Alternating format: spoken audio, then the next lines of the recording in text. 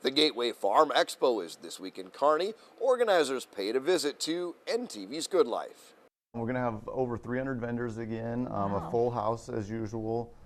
We've got Sue Martin coming in to give her perspective on current markets and kind of the future of ag in the near future.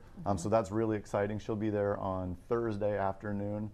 We've got various other speakers coming in and lots of new vendors this year, which we're excited about because it's always nice to see the new products that are available out there in the industry. Well, and I know when I went to the website for Gateway Farm Expo and I noticed all the speakers that you have in, and that really is helpful because there's so much that changes year after year in agriculture, and to have the different speakers to keep farmers and ranchers up to date, you know, that's really important for them.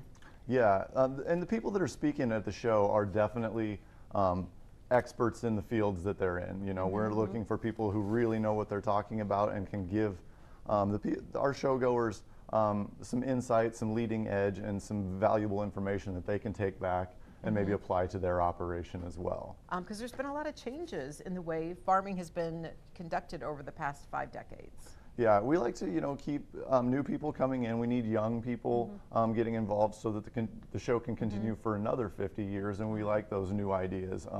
You know, it's a great balance of fresh ideas and tradition that's been with the show for so many years, because when you're at the show, you really do feel like the longevity of the show and its own culture almost. Yeah. And the Gateway Farmer Expo is not just for guys, ladies. Yep.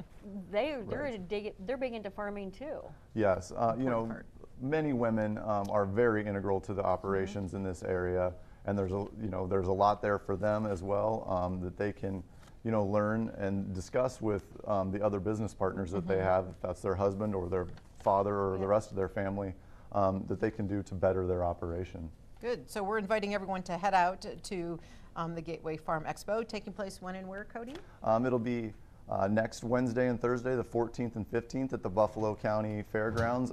We invite everybody to come out, and if there's anybody that's still looking to be a vendor there, we could squeeze you into a couple spots. We will make room for you. Sounds good. So rain, snow, or shine. Yeah. The show goes on. We hope that we'd like there to be shine until then, so guys can finish getting harvesting. Right. But Forecast looks pretty good for it. Yes. So. Sounds good. Thanks for joining us. Thank you bet. Thank you so much. Appreciate it. Gas is gas, right? Some local gas retailers are trying to differentiate themselves. The snow flies, but these shovels aren't moving dirt, making way for new choices at the pump. We've got options. We've got things that a lot of our competition doesn't have. Charlie Bosselman unveils what his company calls Boss Fuel. Fuel is our #1 product that we sell. So, you know, it should be an item that we take the most concern with. While most gas stations give customers 2 choices, many of the pump and pantry stores have as many as 5 fuels to pick from. Premium gasoline to clear gasoline to E15, E30, E85. Charlie Bosselman says options are good. But it's also to promote and help develop ethanol in Nebraska. One of the company's executives sits on the ethanol board. We really predicted the emerging E15 demand and the use of renewable fuels and ethanol, and then the relationship between our organization, Nebraska Ethanol Board, and ethanol producers. We really started to hone in on that customers will want, you know, higher octane, higher blended fuels for the vehicles. The ethanol board says pumps like these can cost about $35,000 a piece, and the Bosselmans have a dozen going in. Adapting to the new ethanol blends can be a challenge for fuel retailers.